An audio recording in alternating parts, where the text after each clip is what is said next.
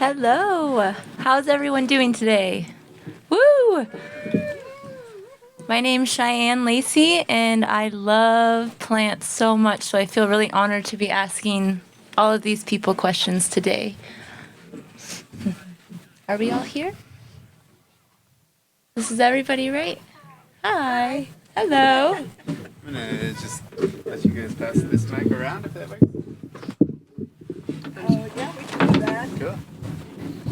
What Should did we- you I was gonna say? say. Pass the mic. Okay.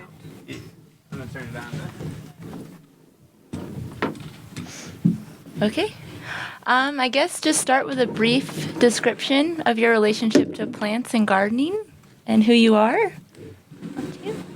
Okay. Introduce yourself. So my name is Kizan Lakai, and I've been gardening at 8,000 feet for over 40 years. And Long time. and I'm still gardening. So I have along with my wife, I have a big garden in town, and so we have been doing this in Crestone for probably about 30 years now. So that's kind of it. Amazing. Amazing. My name is Mady Bell Lakish, and Kizan's being a little bit modest. Her garden is amazing, and the soil is incredible. And it is a cooperative women's garden as well, so there are quite a few other, women who help out as well, including me sometimes on Sunday mornings. But I also have my own garden and have had a garden since I was 7, one way or another. And so that makes it close to 7 decades now. But all over the country, in a way.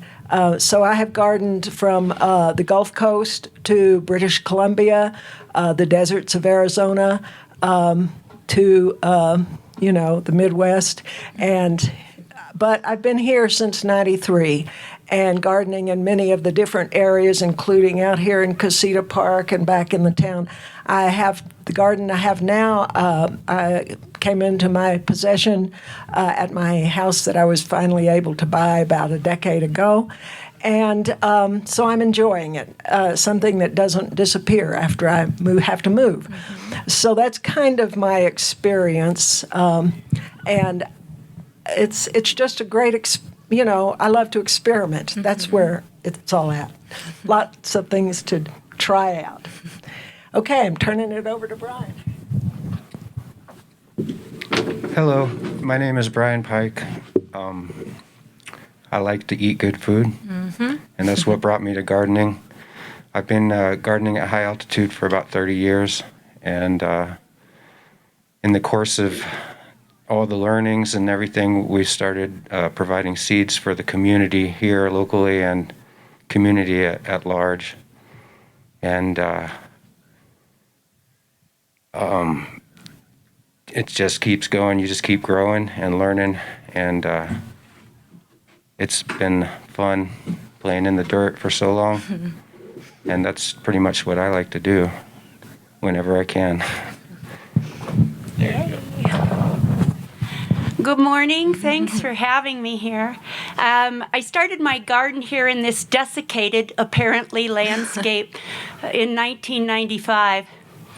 We are asked, what's your relationship with plants? I have spent a lot of years gardening, running a wildlife feeding program, you might call it, and wild harvesting and forest gardening through my program, EarthNac. And I realized that we're talking about earlier today in introducing our situation here, doing things in a sacred way. And it occurs to me we don't have to try. Every time you breathe in, you've created a sacred act. You've sequestered the oxygen the plant needed to let out. And every time you breathe out, you've done a sacred act. You've given up the carbon dioxide the plant needs to continue to live. There is no separation, and what could be more sacred? So my relationship to plants briefly came to me in a song I heard and changed to be about plants. You are the air I breathe. You are the air I breathe. Your very presence entering me. You are my daily bread. You are my daily bread. Your very essence nurturing me. And I'm desperate for you. And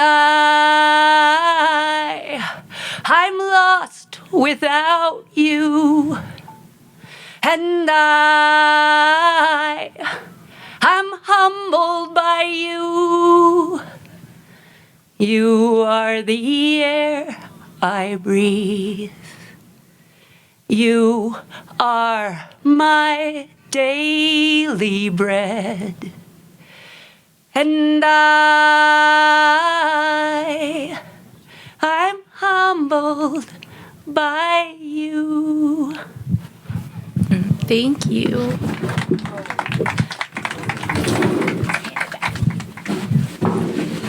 Thank you, guys. Really beautiful and inspiring. The first question is, what are some of the advantages and challenges of gardening at 8,000 feet? So, do we have like about 12 hours to talk about this? Maybe. Okay, advantages. Now, this is only going to take a minute. The advantages is that we don't have as many bugs as a lot of places. So, like when I've talked with Mady Bell about growing in places like Missouri, and there's just tons of bugs everywhere. So, we do have bugs at 8,000 feet, but it's not quite as extreme as some places. So, that's one advantage. Another advantage would be lots of sunshine. And a third advantage is for those who like to have a challenge in their life.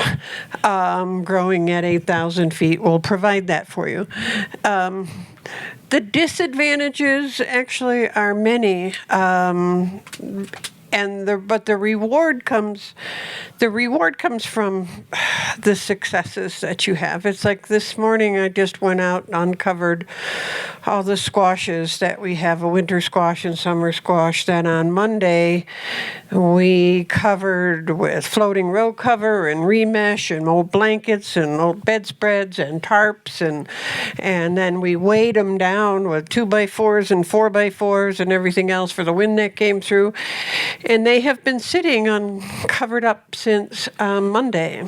So I pulled off the covers this morning, and they survived. They're full of wonderful winter squash that was like about 2-3 weeks too green to pick.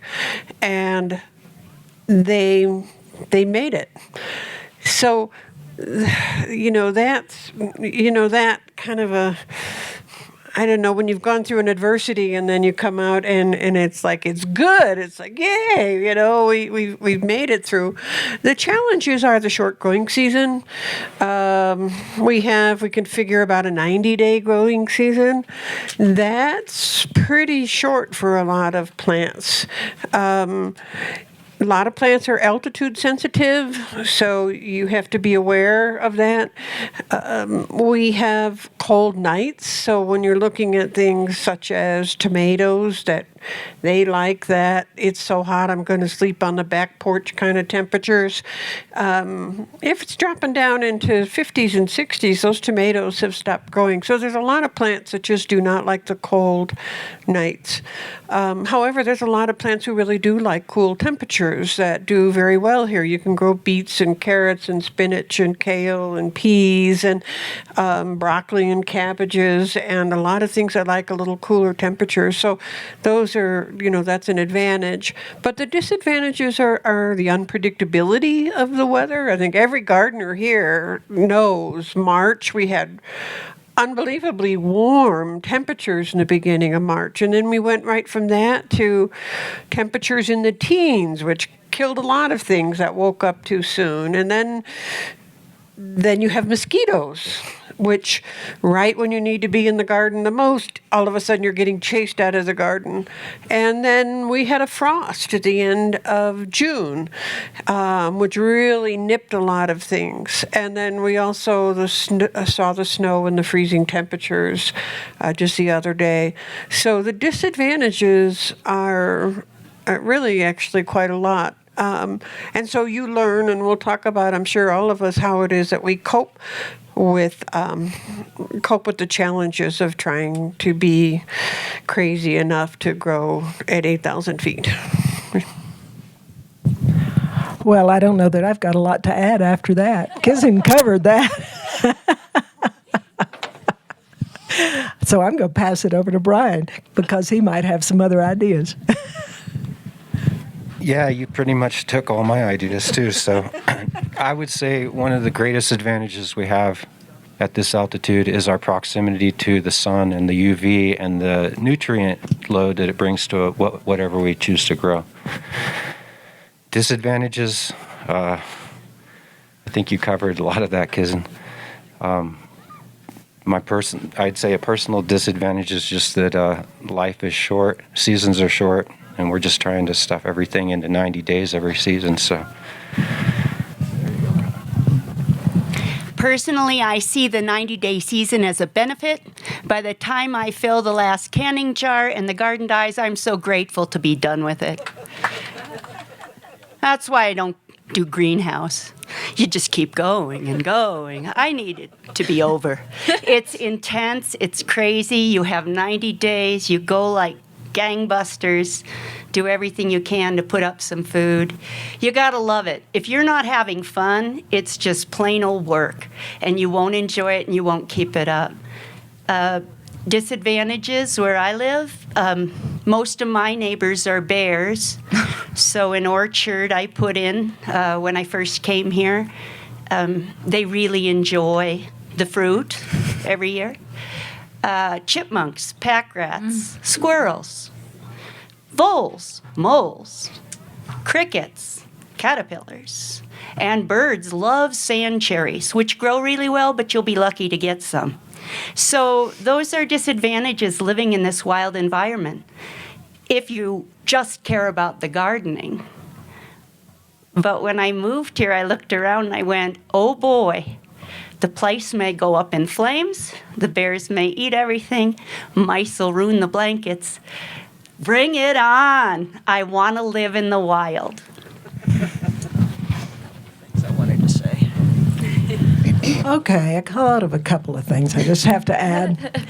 I grew up in a warmer climate, and I have some preferences, dietary preferences, like tomatoes and okra and peppers and things like that are a real struggle to grow here.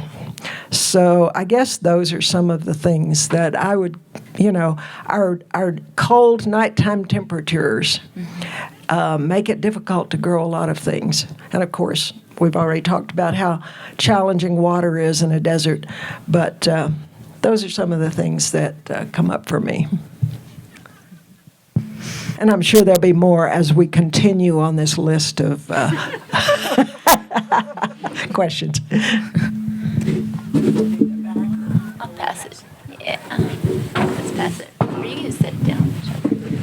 Okay. Please give us a brief description of your experience growing food, which... next question. Okay. All the questions are the same almost. What qualities would you look for in choosing a garden space? What? What qualities? Qualities. This one is designed to talk about to a person who's new to gardening. What do you need to look for if you want to garden in this climate? Like what kind of space? What would you, if you want to go pick a garden spot somewhere? I guess so. Okay, try to avoid the rocks. You can talk to Robin about the rocks. She put them to good use, though, she really has. But we are blessed, actually, with a sandy soil. And a lot of the plants that do well here actually like a sandy soil.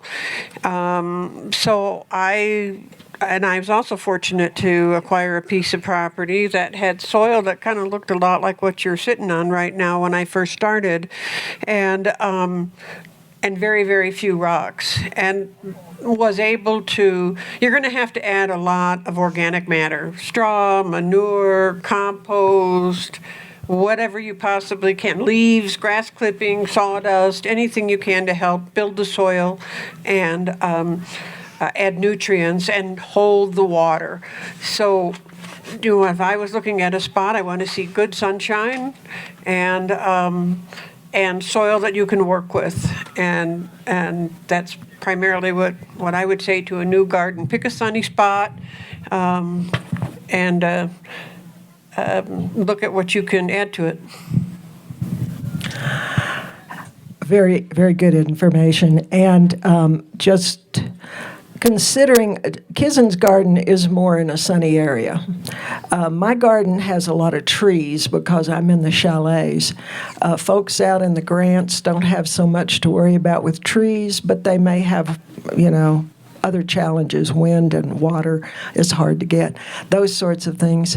So if possible, if you want sunshine. That's a good first criteria. I found I can move rocks around. I can enrich the soil.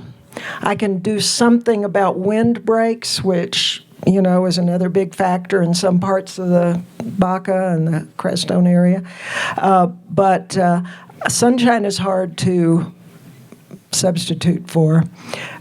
So at least some sunshine. And then if you have a lot of shade, you're going to have to adapt your plantings to accommodate that, and which you can do to some extent.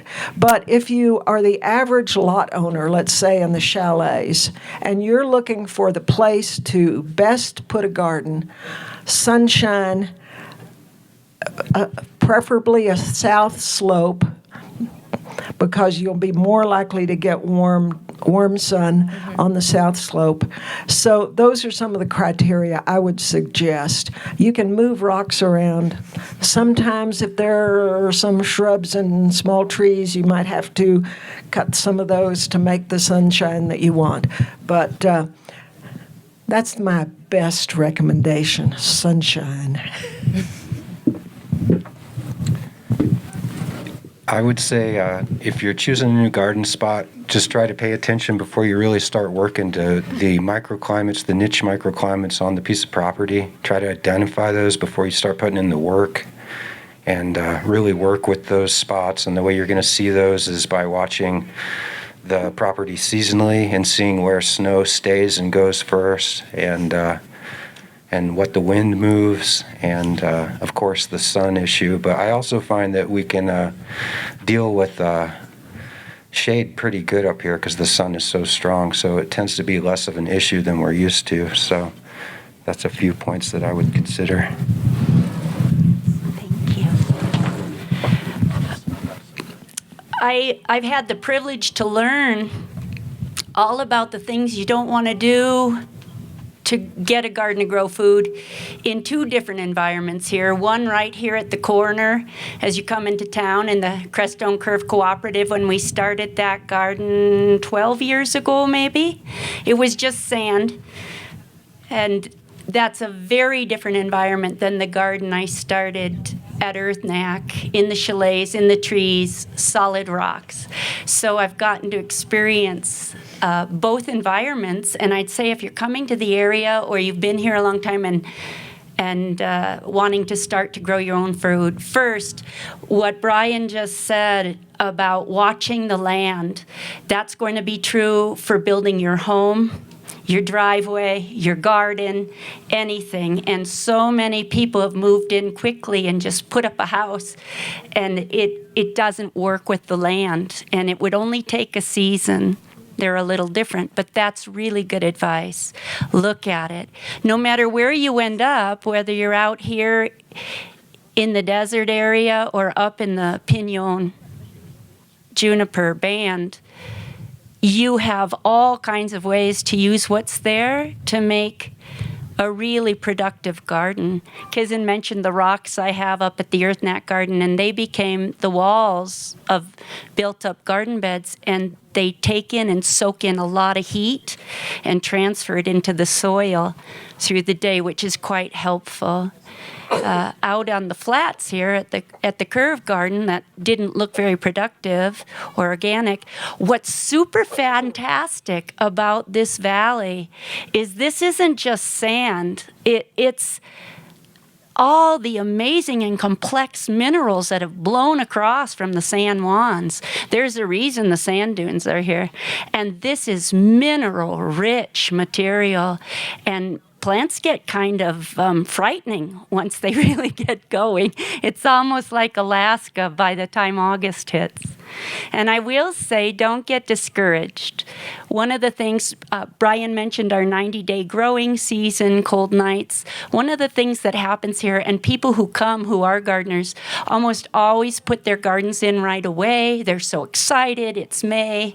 And I always say, don't plant anything. You can even just plant in June, or I've planted in the first week of July, and it looks ridiculous for about 4 weeks. And then by the second week of August, you have so much food you can't keep up with it. So there are some similarities to living in Alaska, where the cabbages are bigger than your body. We get some pretty amazing plants, but you have to be patient. Don't rush. Don't do more than you need to get started.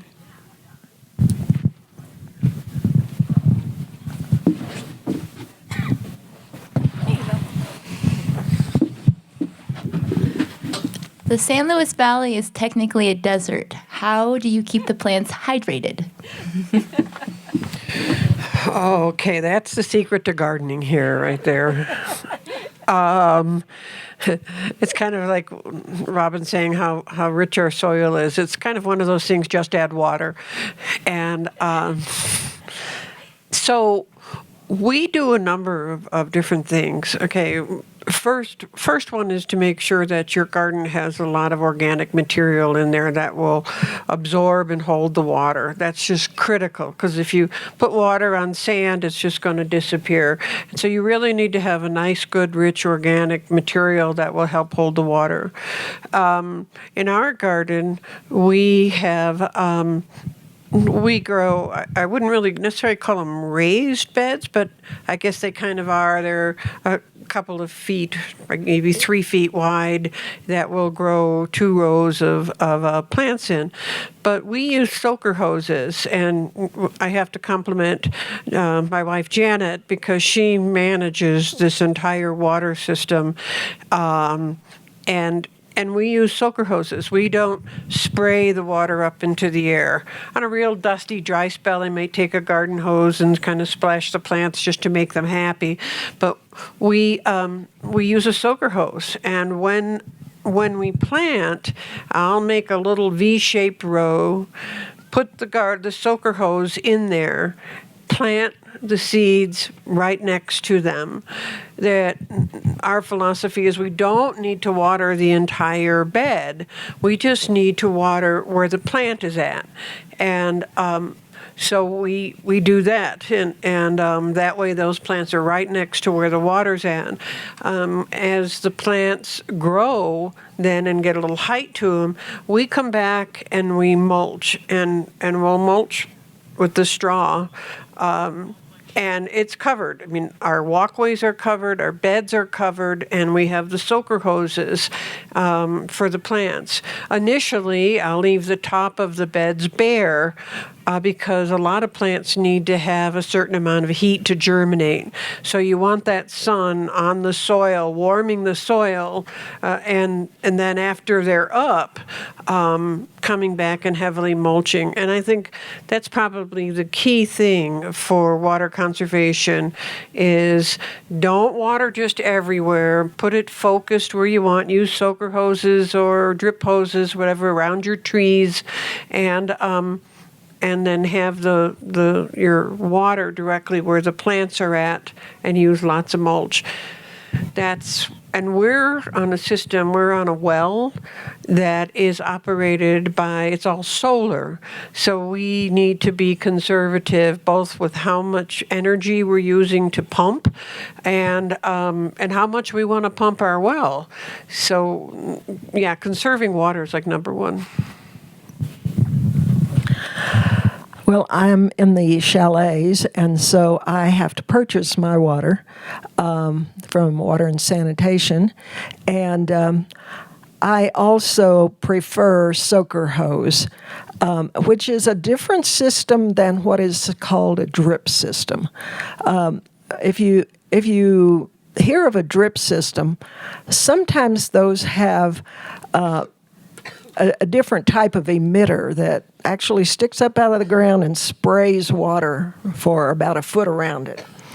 And I don't like that system as well. I have worked with both systems, but that particular one, it sprays more water than is needed. Weeds are encouraged around the plant, and those plastic parts tend to break down a lot. That's my experience with it anyway. So if I'm recommending to someone how to irrigate a garden, I would go with a soaker hose, just like Kizan was saying. And some of the things that I've learned about soaker hose, you want to be consistent in the type of hose that you're using in any given space.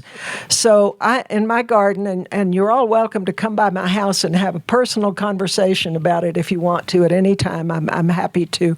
My ad is in the Crestone Eagle, the Garden Guru ad. It's got my phone number. Please do call and But back to the water. So I have several different beds, and they have different soaker hoses in them, depending on what I had at the time. And what I've noticed is that you need to be consistent within each bed. Like, I can't replace part of the soaker hose in that bed without replacing it all with the same kind of hose and the same age, because soaker hose will absorb this sand that we have.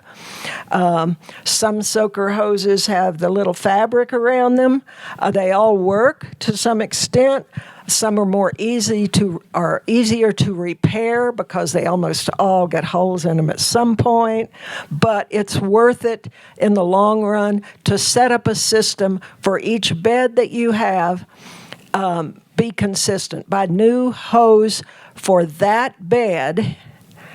And another principle I use is to feed water in from both ends of a bed. I make a circular kind of situation. So if I have a bed the size of this stage, for instance, I'm have my hose coming in here, and I'll have a Y going that way and a Y going that way, and I'll probably make circles with my soaker hose through this area, and then I'll plant my plants within 1.5 to 2 inches of that hose on both sides of the hose.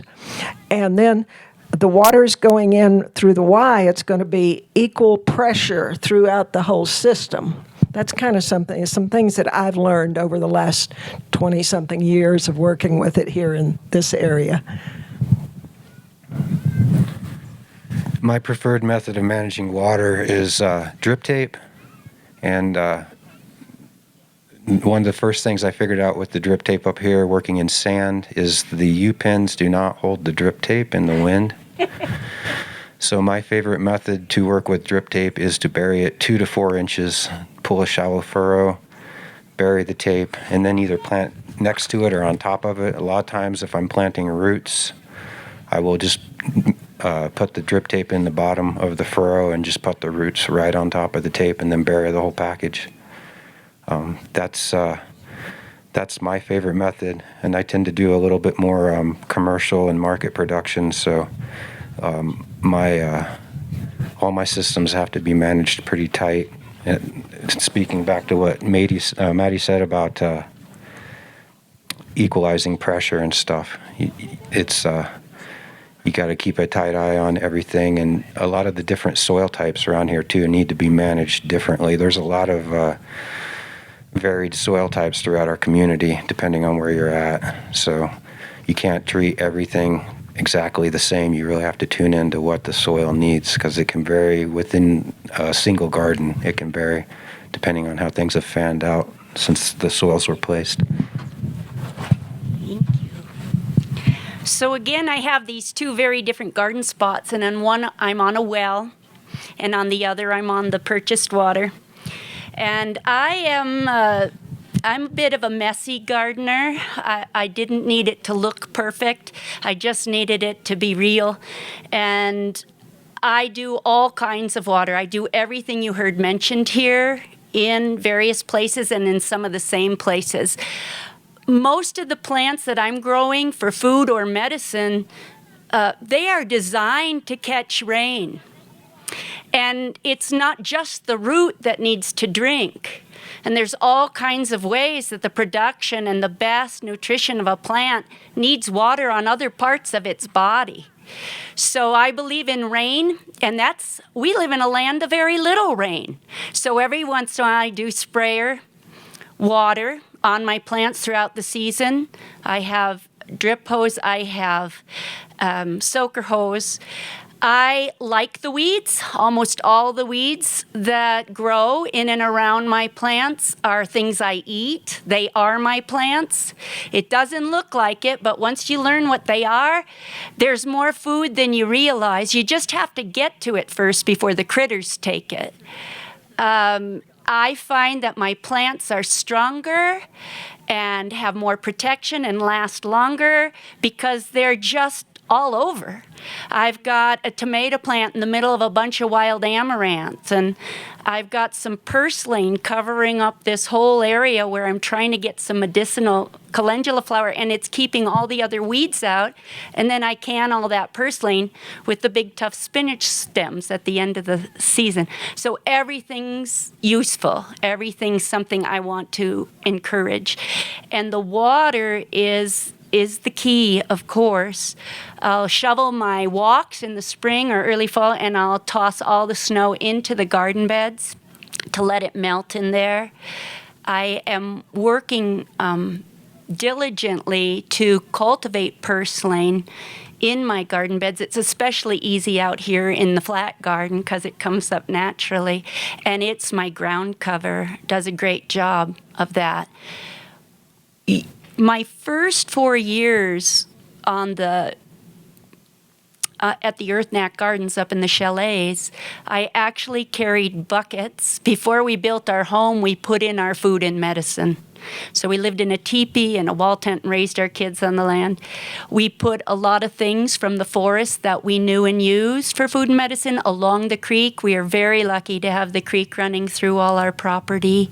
It's an unusual circumstance. It makes the ambient environment around our place more damp, so it helps for sure.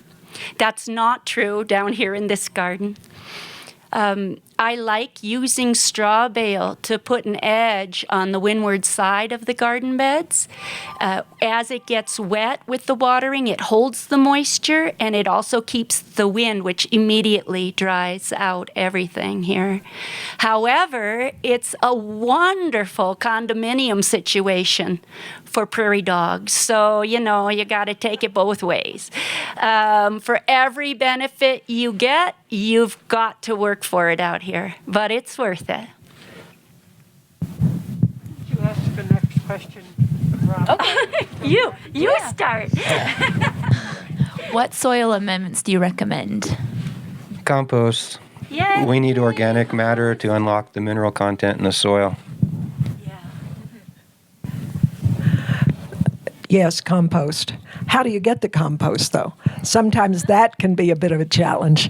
When I got my place in the chalets, it had a garden before, but it was mostly still sand. I mean, we do live on basically a sand, extension of the sand dunes. So most of us have sand, and with the exception of some pretty alkaline clay in some areas, especially in the Grants.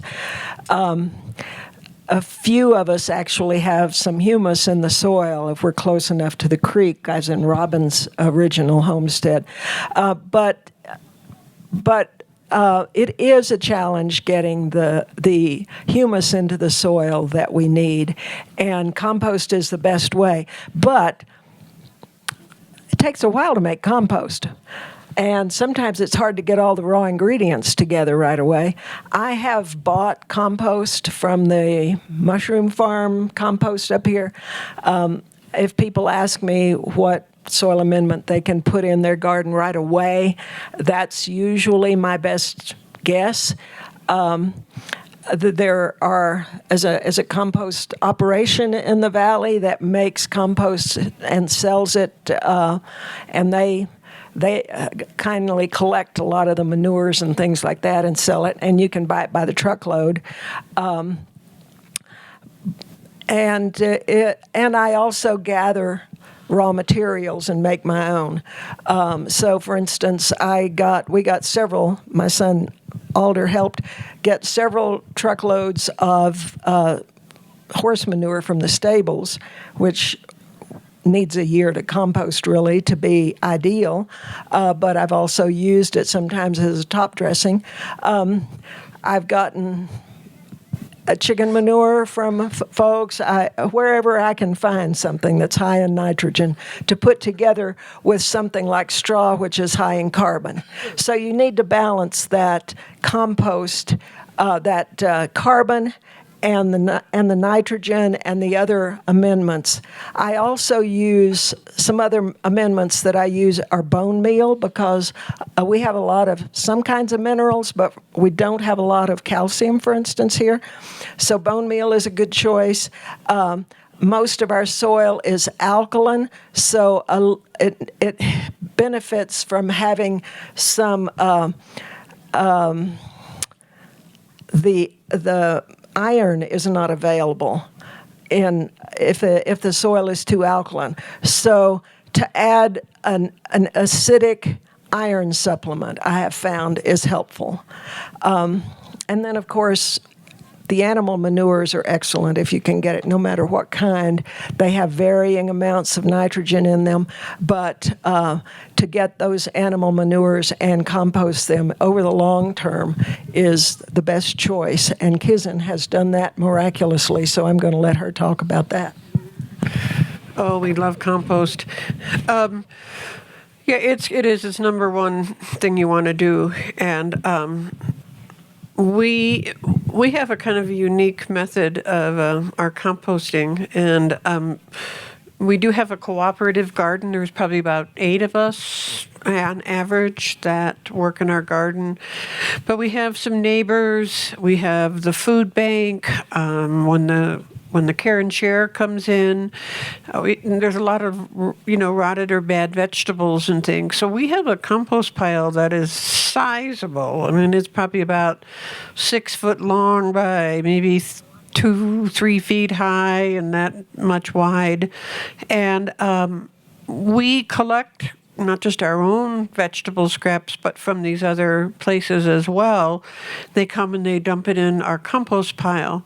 And then we have a big pile of manure that we've gotten. We have a neighbor that has a mule or 2, and anytime anything gets dumped on the compost, we put a shovel full of manure to cover it. We gather leaves from the town park. and I'll have a bag of sawdust, and it's kind of like all of the above, everything you can find to add into that compost pile. But we do a 3-year kind of a deal that the first year it's just all the clippings from the plants, all of the last year's stuff that we're putting in, all that dead matter, and then all the veggie scraps plus those things I mentioned, and that's this year's compost. The next year, that pile becomes the pile that we grow winter squash on, and it has the heat that's cooking. Compost doesn't compost very well in this environment because it needs some moisture, and you can toss vegetables out in the yard and they will dehydrate rather than rot. And so a good compost pile needs to have some moisture to get it cooking. So we'll put the soaker hose and grow the winter squash on it. The squash love it. They have all of this heat. The compost gets broken down by the water and the plants. And then for the third year, what had been that squash pile, that's now our compost, and it's so broken down and it's so rich, and it's got everything from coffee grounds to eggshells to whatever was put in there, all broken down. We'll run it through a rough screen, and we use that as our potting soil, and we use that as a dressing onto our garden. And the compost ties right in with soil. In the springtime, Janet will sell starts. We always grow extra starts. And we will promote it as saying this is living soil. People say, oh, God, your starts do so good, much better than what you buy at Walmart. When you buy commercial plants, and all of you who know this, it's grown in sterile soil. And plants want a living soil. It's like probiotics for your gut. You want to have living soil for your plants. And so when you're creating your own compost, it's this living soil, as Brian mentioned.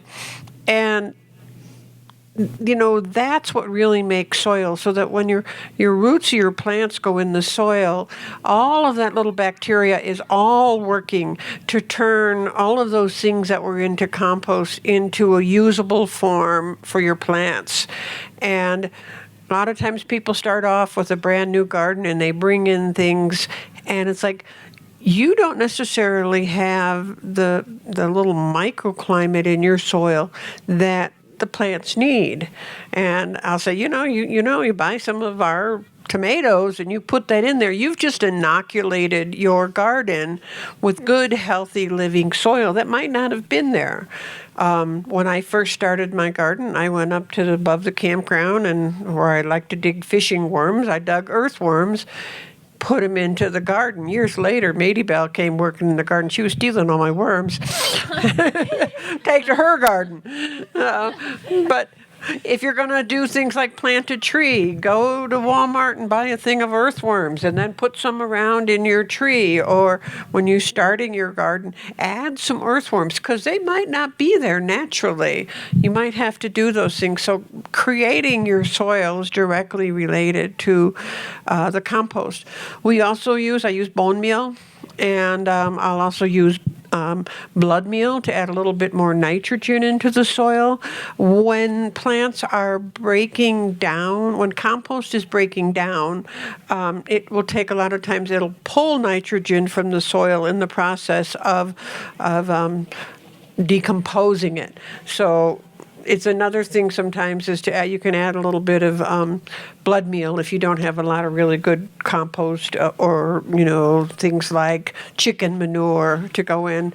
And the one other thing I want to say, people say, what do you do about the bears? And we have this great big compost in bear country with a bear that comes right through.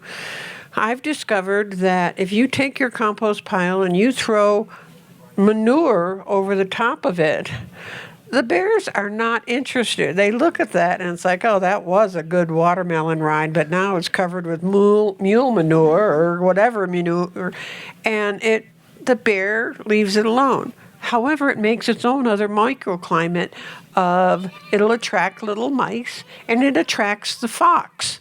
And so you'll see in the snow the little tracks of this little critter, and then you see the fox that comes in and it has its other little environment that's going on. But yeah, the number one thing is compost and having living soil.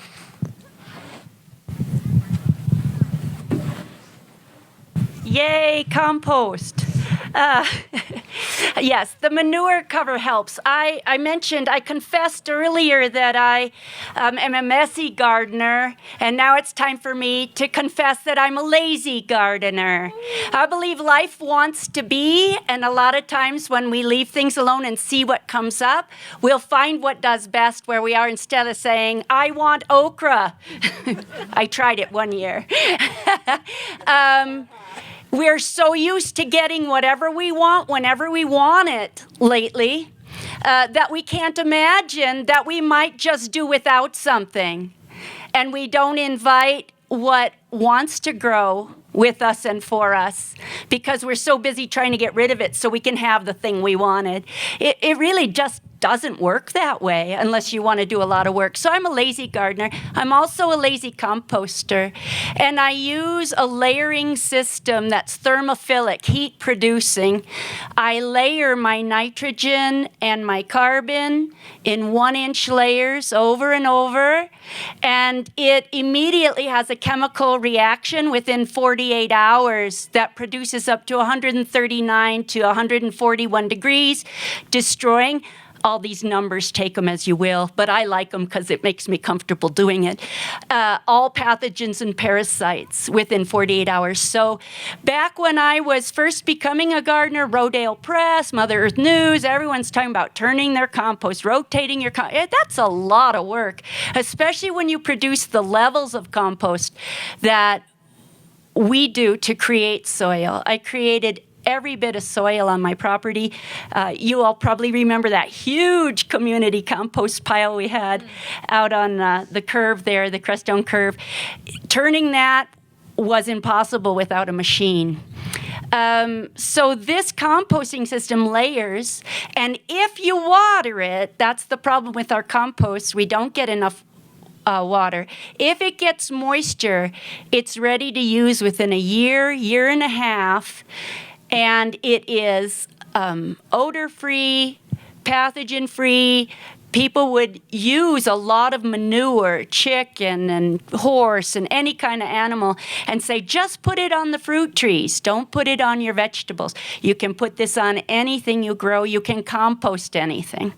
So I have a sprayer. One of my 3 ways, have a sprayer that hits my compost pile. And when my water activates, it sprays that pile so I can keep that happening and get that benefit. I also, at EarthNac, of course, we do survival skills and primitive living, and we have a lot of animals go through our program, and all the elk and deer hide, the yak, the buffalo hide, all the hair goes into the compost, and it aerates without having to turn. We're straw bale builders, mud builders, alternative builders. All the straw on the ground goes into the compost. Everything that is creating our life goes in layers, and we get this lovely system happening. And I have some resources for where to learn more about that if you'd like when we're done. The other thing is down at the big garden here, the Crestone Curve Cooperative. What used to be just above the hill from that garden space was the old town dump. And when I first started gardening there, I noticed my squash leaves were yellow a lot. And the indicator usually for yellow is not enough iron, as you were talking about. So I just took a big bag one day and wandered up the hill, and I took all these 100-year-old rusty cans, and I picked them all up, and I just went back to the garden, dropped them down along the garden beds and under the plants. And within 2-3 weeks, I started having pretty nice results. So it doesn't have to be store-bought. It doesn't have to be conventional. Use your creativity. Where do you get iron, right? Our sand has some, not all. You can do weird stuff, and it can work.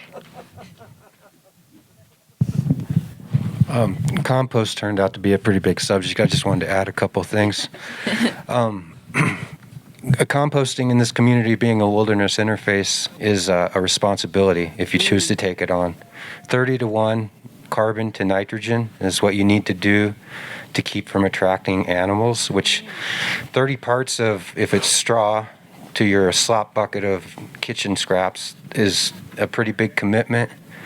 The manure sounds like a really good way to discourage, and it took me quite a while to figure out how to keep the smaller rodents like the raccoons and stuff from really digging through my piles. And I tend to produce quite a bit annually. So I just wanted to put that out there, really, to if you take it on, it is a responsibility. Otherwise, you're going to habituate the animals that live around you to coming into your garden and in your space. And, that may be good for you, but it's not natural for the animals. And then the other thing I wanted to say is I wanted to give a shout out to Compost Technologies and Center on Road G, $60 a ton. You can pick it up by the pickup load, or they can deliver it at 5 tons or 30 tons. And it's the best source of compost I found in the United States. Wow, good tip. Just one more little thing I'd like to add. I have a ravine running through my property in the chalets, and I've been filling it in by making compost piles down the ravine. I'm finally down to the next to the last one, but I'm kind of like Robin. I don't go through a whole lot of processing of my compost, kind of layering in these various things, and then I find that if I smooth it all out and put a barrier so that it becomes part of the landscape, and then I plant potatoes in it as its first crop. And it doesn't have to be completely broken down in order to plant potatoes. And growing potatoes for a year will turn that into really wonderful soil. So that's another tip. What food crops do well here and what does not? Okay, anything that likes it really, really long-term hot is going to be difficult. So I have never been able to grow a watermelon bigger than about this. I no longer try. Cantaloupe. Yeah, there you go. That's a cantaloupe. All right. One of the things that I find really important is looking at what we're growing and why. It's like I'll throw in a couple potatoes at the end of a garden row, but I don't go potatoes because I live in the San Luis Valley and I can buy organic potatoes really cheaply. And so there's a joke around here about growing $10 potatoes with $100 water. And so for a lot of things, when you're looking at gardening, look to see what's available earlier. Liza was earlier talking about it. And so for your own home garden, look at what you really want to go out and pick and eat. And if you're really looking at storage things, then we have actually farms and orchards and things that will provide you great big boxes of things for a lot less effort and probably a lot less money than if you tried to grow them yourself. So be wise about what you plant because you're going to be dealing with a limited space. And there's a saying, no farmers, no food. We are sitting right above a major agricultural valley. So consider that when you're planting what's available locally. What does well here? Root crops. Beets and carrots and turnips and parsnips. All of your root crops will do very well here. Greens, So you got kale, spinach, lettuce, things like kohlrabi, tatsoi, parsley. We grow celery. Those do really well. Peas, oh my God, peas are wonderful. And we grow an early variety of sweet corn and summer squash, and then we grow winter squash. There's some things that if you're going to grow, you need to start ahead of time, like we do with the brassicas and tomatoes. I don't even bother putting them outside. They stay in a cold frame or in the greenhouse. But there's a lot that you can grow here, an awful lot, and those are the main things that we grow. Well, Kizen's covered most of the things that grow well vegetable-wise. So I'm going to just talk about fruits a little bit. And at the end, if you would like to come and look in my basket, I'm going to put it down where people can see it. These are all things mainly fruits that I've harvested out of my garden in the last month. So I'm also trying the orchard fruits. We all know that apples grow well here, and so do bears. So the apples and the bears kind of, negate each other in a way. So I'm experimenting with some other things, and I've got some bush cherries that are a little bit bigger than the standard ones that are doing really well. And I think we're going. I actually can grow tomatoes outside, but they are long season, and I've been experimenting with tried to find the things that will mature here. But my basket has a couple of good-sized tomatoes in it that were grown outside. So there are a number of things that will grow fairly well. I don't know if there's a question about what doesn't, but definitely the okras and some of the peppers and things like that are a real challenge for me.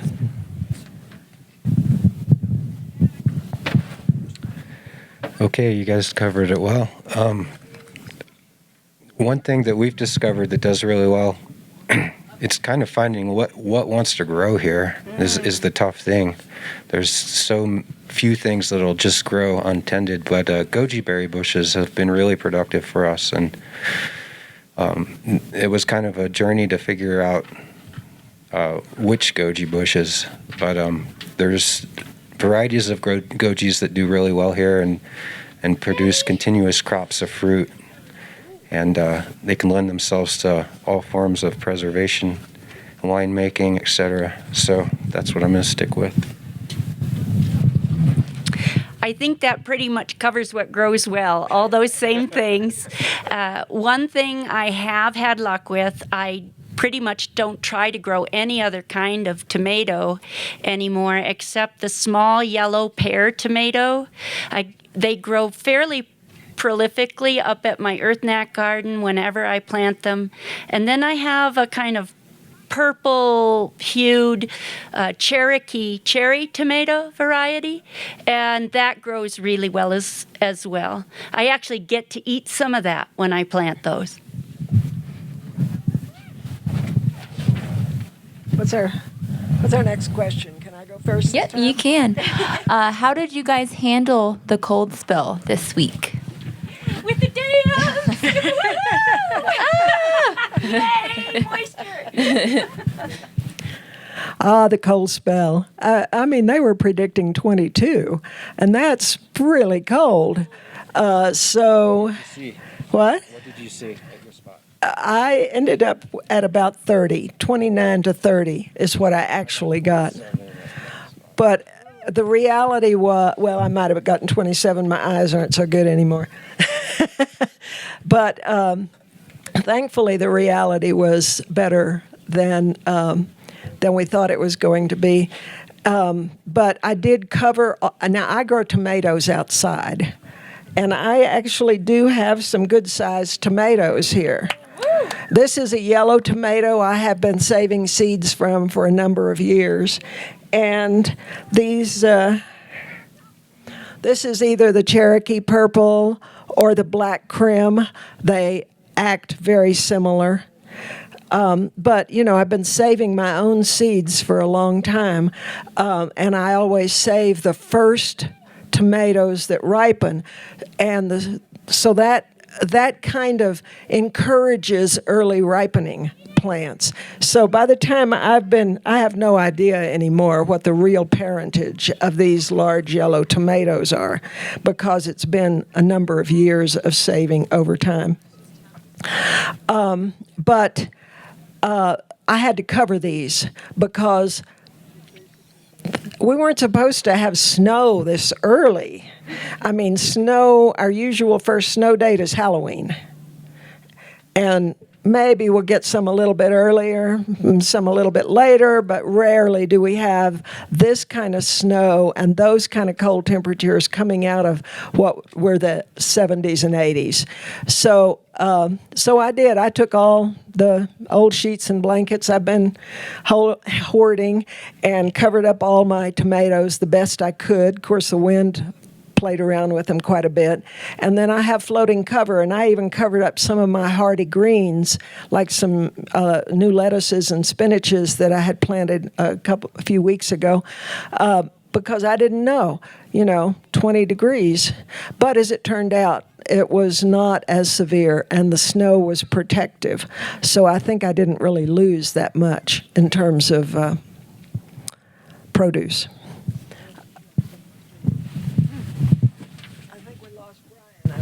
He'll be right back. And I'm sure he has something great to say. There's one of my plot partners from the Crestone Curve Cooperative down there on the corner. She learned how to grow tomatoes last year. She didn't believe it. She's one of those who came, and I said, don't plant anything yet. Just be patient. And then nothing was happening. She's like, I don't think we're into this. I think we're over this. And then all of a sudden, by mid-August, she was like, this is great. So it will happen. The cold, I embraced it. It was like, oh, thank goodness. We need the moisture so much, and I can still go to City Market, right? But if I couldn't, that could have been a tough one. However, you can take every single thing, especially your greens and other unripe tomatoes, and make a huge pot of soup and get out your canning jars, and it doesn't make one bit of difference that it froze. So don't forget, you have choices. Let her answer the next. Oh, you want to answer the next one? Oh, okay. And then let's ask Brian about that one too. A lot of people do greenhouses here to prevent the weather from being a problem, and we have too much heat, too much cold, too much wind, whatever. If you have an established greenhouse, most people who have one end up within 3 or 4 years having some pretty serious insect issues, and you have to deal with that as well. So there's a wonderful system that has the greenhouse actually on rollers on pipe, and you can go one cover for a year or two, and then roll the whole thing down with all your systems and fans and everything. Clara Coleman up in Divide has a whole farm on these rolling greenhouses, and it totally takes care of the insect problem. So if you're having that problem, it's something to look into. Some of you who like gardening have probably heard of Elliot Coleman, her father, and he helped her design that at her farm. Where were we on the next question? The Here next comes question. Brian. Oh, we'll wait for him. Okay. All right. Brian, what do you do about the cold weather and the early freezes?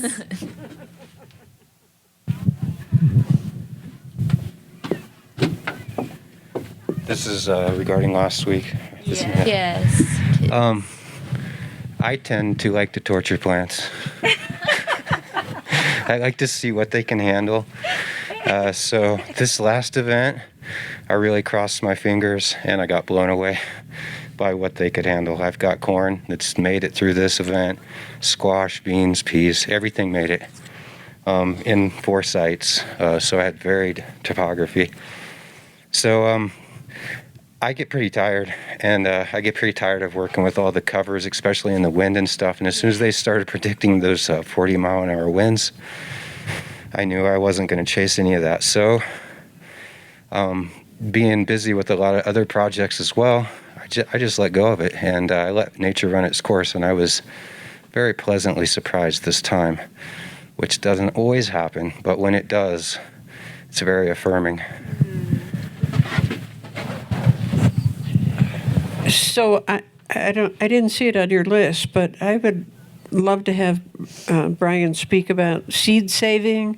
He's got a whole business with the seeds. I am so impressed because I save some seeds, but his success is just amazing, and I would hope that you would maybe speak of how you do that. I just want to preface this with saying thank you, Kiz, and I'm honored that you recognize that. It is a lot of work, and it's a ton of organization. And I have help off and on, but it's pretty much a labor of love.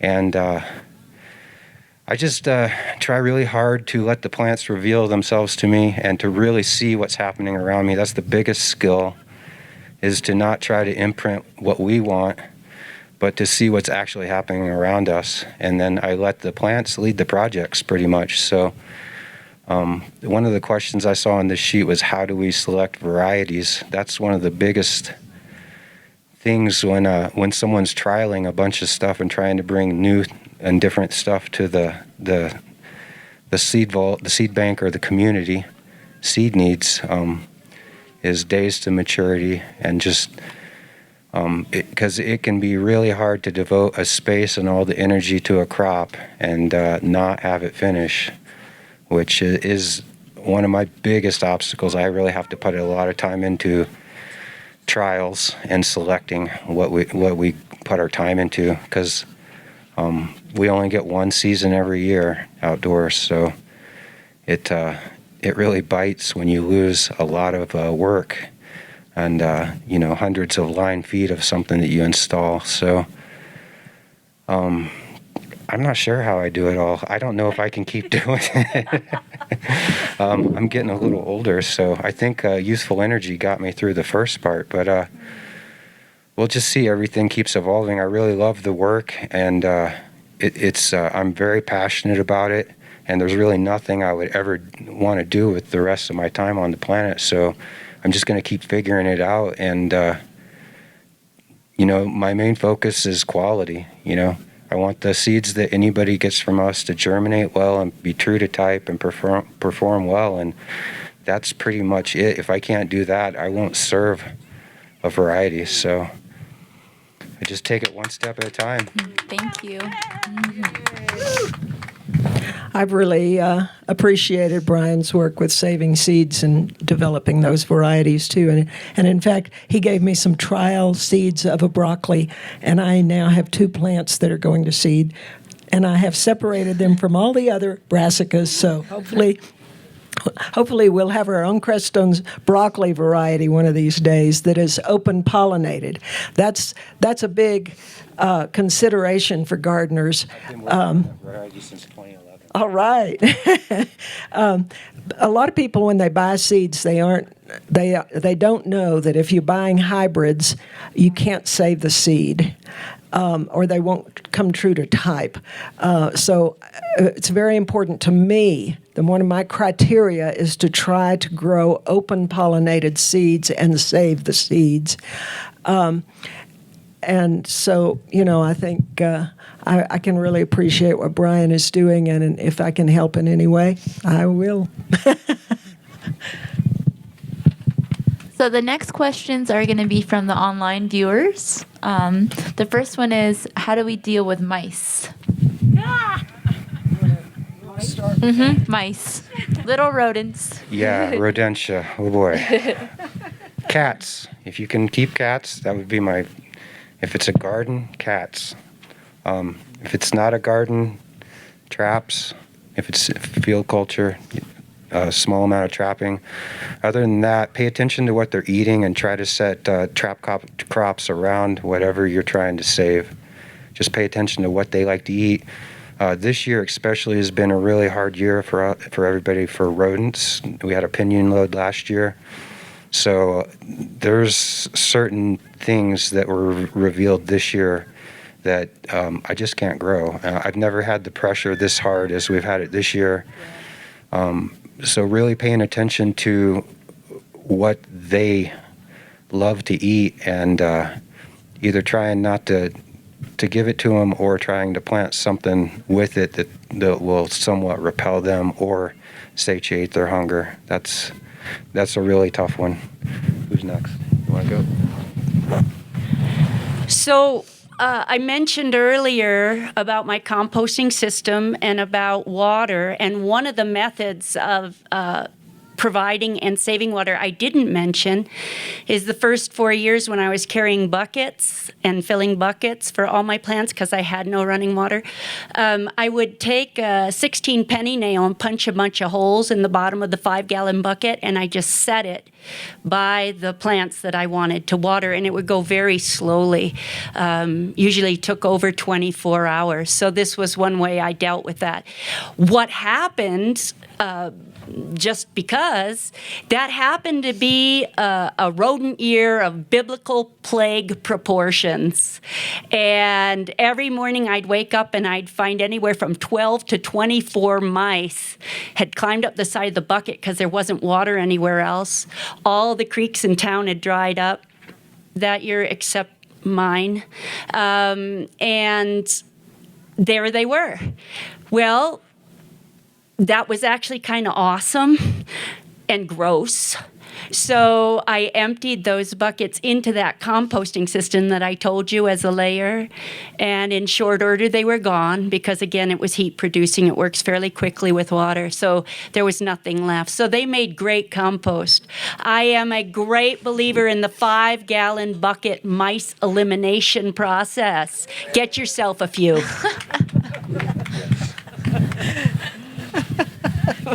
I'm going to pass this to Kizan because I know she got a really neat trap this year. So yeah, this year was hard, and the little chipmunks, they are not cute. They are rodents. They're not cute.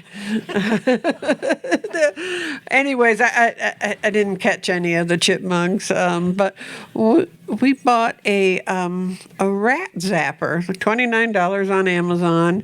It's about this big and plastic, and it takes batteries in there, and you put the bait in there, and then you can put it like in your greenhouse, alongside a wall. I am amazed at how effective this rat zapper is, and I think if we got a bigger one, we could, maybe catch some of the larger rodents, but it really is good on the mice. And then we also use traps, in the greenhouse. We have traps, all over. I won't set the traps. Janet sets the traps. I just can't stand that. It just creates an anxiety. I can't set those traps. I'll empty them, but I can't set them. So I make Janet do that. Honey, would you please set those mice traps? But I find that that's just that water bucket method just works really well, and traps and. This new electronic rat zapper I'm really impressed with. I've tried live traps. I got a big live trap trying to get this rock squirrels that are just been terrible. They're just awful.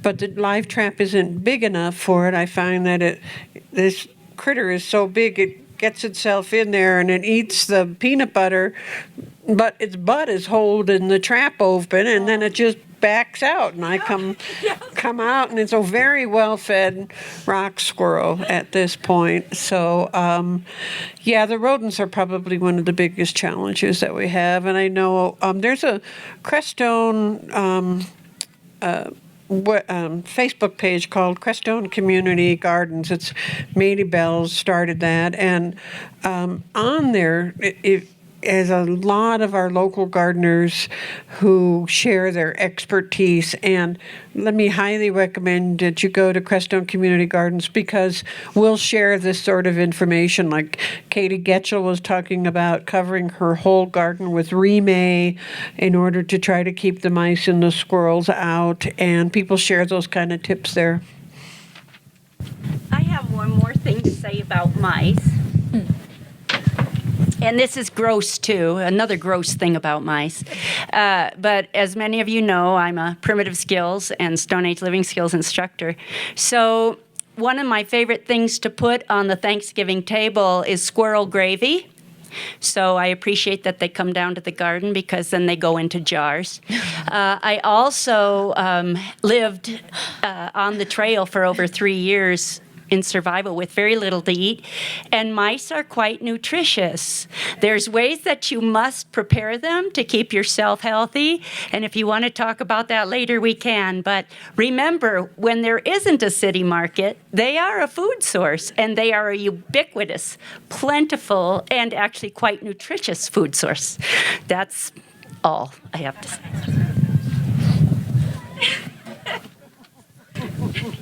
Thank you. Shall we go for the next question, or shall I talk more about mice? It's up to you guys. I want to talk about rock squirrels more.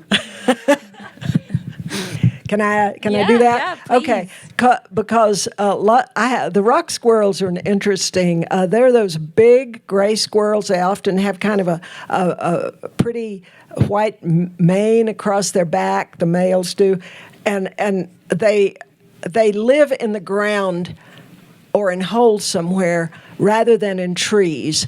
And they came up from the Southland since 2000. They're not a native species. And so they are vegetarians. Of course, most squirrels are, but most of them go for the nut thing. But these go for your greens, especially the small ones. You know, the little ones that are about 2 inches tall are their favorite, and they can wipe out a garden in a night.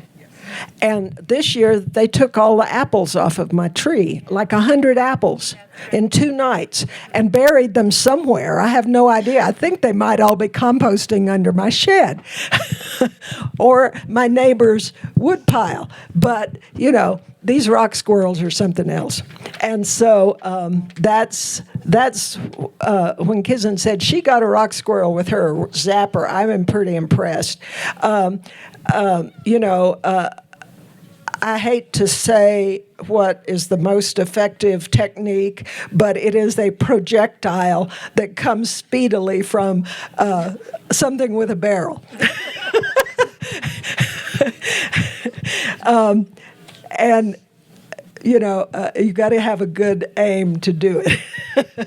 But the rock squirrels are a problem. And if you do not have that projectile, covering them during their sensitive areas, their sensitive time when they're really young, with remay or something like that. Or I've also found that you can spray them with a hot pepper and soap spray when they're young, and that will kind of keep the garlic is a good thing too. Put all those nasty things you can possibly think of into a spray, and just load them down when the plants are about 2 inches tall. And unfortunately, you have to do it after every rain, which we don't have very often, so it's not a huge deal. But anyway, that's my blurb on other larger rodents.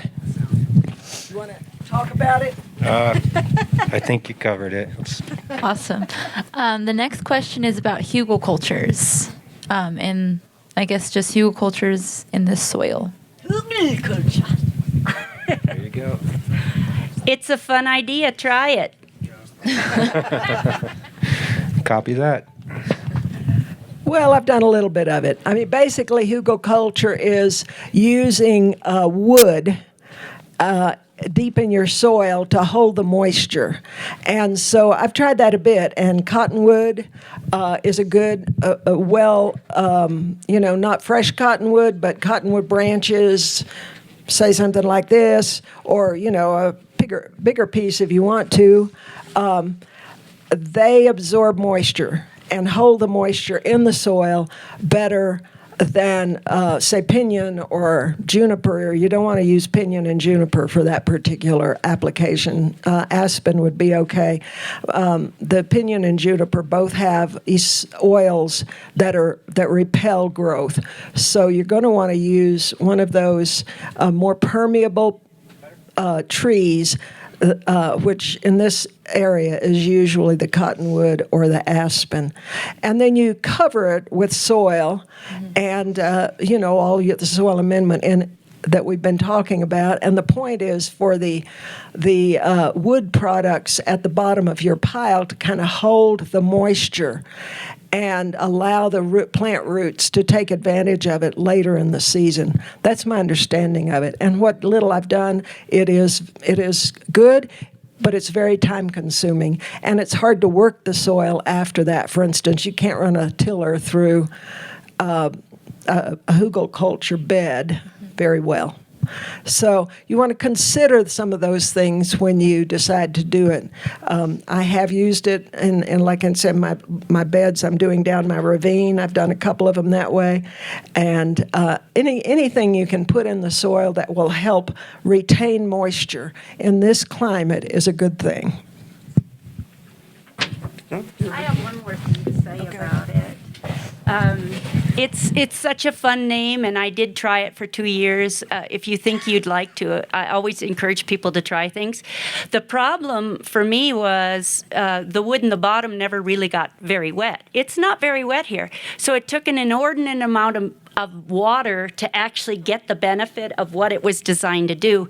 Here's the cool thing, though, as long as we may not talk about wood again, didn't say it earlier. Kizen, you mentioned sawdust in your compost pile. There's been a lot of research more recently about the growth hormones in the wood, and I didn't really understand why my garden at Earth Neck was growing so well, but I had been using layers of sawdust for my carbon layers along with the straw and was getting very good results. And then I spoke with someone early on when Shumei just got started, and they had done all that research about the wood chip and the growth hormones. So it's a wonderful addition to the soil here, but the large pieces of wood to actually base the bed on, they're not open to their heartwood and the chips and the pieces, and it's really hard to have enough water on it to get it to absorb. So it didn't work for me, but that doesn't mean it won't work for you. Give it a try. So I just want to say, you can kind of see what's going on here when you get gardeners together, and we share information, and like I say, I've been gardening for like 40 years. I did not know that about the wood chips. I used them, but I never knew about the growth hormones. And so being open to new ideas, and how did you do that? How did you save those seeds? I can't get mine to ripen, and what do you do about this, and what do you do about that? If you want to garden here, just talk to other gardeners and keep learning all the time new things. And I think that's kind of one of the most critical things is talk to people who are garden, visit other people's gardens, and keep learning new things. I saw that. Are we getting close to the end here? Yeah. Okay. I just want to talk about my little basket that I brought. I'm going to set it down here so you can see, because as I mentioned, fruit is a lot of people think we can't grow fruit here except apples. I do want you to see some of the things that I just have taken out of my garden this season. There's some plums. There's some a jar of the apricot. All of these things are a little bit challenging to grow. They've all got their interesting challenges, but I'm going to hang out here for a little while. And like I said, you're welcome to call me, come by anytime. I'd love to talk to you about some of the things that I picked up over the years, and I'm sure the other gardeners here would feel similarly. And Kizen was right on that Facebook page. It's a great place to ask questions and get responses. Did we have any other pressing questions from the audience? Any questions from the audience? Or is this all? She can borrow one. Okay. Are there any questions from the audience for these lovely gardeners? You can come on up. We'll talk about pollinators. I kept bees for 10 years because we didn't have pollinators. When I came here, there were so few. 2 weeks in September, you get all the biting flies, all the biting house flies, gnats, mosquitoes. And so I wanted to bring them in. I don't really like honey, but I really like bees. And I have apricots and pears and cherries and plums. I have a pretty big orchard, and it has thrived ever since I started keeping bees. A lot of my swarms have kind of rewilded out around the area where I am. And I've stopped keeping bees because I didn't like the competition from the bears right on the home place anymore. But because I kept them for so long, I now have them all around my environment. And it's been very useful. So I keep bees. I have 2 hives, and thousands of bees. You'll see them all around Crestone. But there are a lot of local natural bees here, and I'll see when I go out and look at something that's blooming, there's all kinds of bees that are here, and bumblebees and little bitty bees and all sorts of natural wild bees. But I do like to keep bees. We've got an electrified, welded fence fort bee that keeps the bear out so far. I find that by having our own bees, it really does help to pollinate. I also have fruit trees, and things like squash sometimes can be hard to get them pollinated. So I encourage people plant flowers that bees like, even if you don't have a garden. Plant a lot of flowers that the bees will enjoy, and you will attract bees, a lot of the wild bees, to your garden. I just wanted to add real quick that the fourth sister tobacco, if you can ever work with that and plant that in your garden, you will see pollinators like you've never seen before.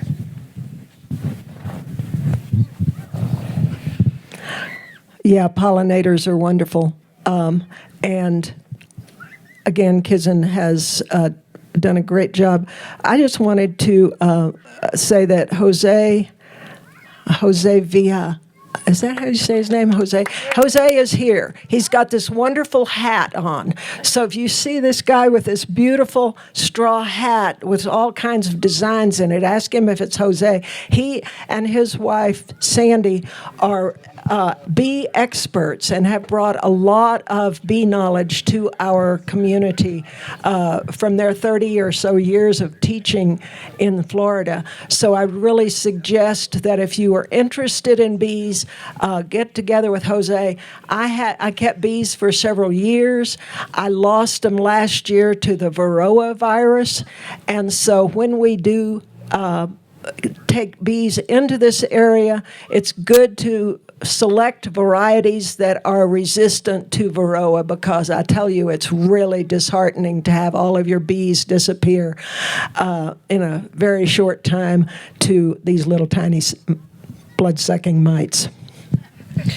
Yeah, and I want to give out a shout out to Jose, too, because he's been my mentor on the beekeeping for the last number of years, and he has helped me so much and taught me so much. So if you are interested in keeping bees, Jose Villa is like the bee whisperer around here. Thank you so much, you guys. Yeah, really awesome stuff. Grow a garden.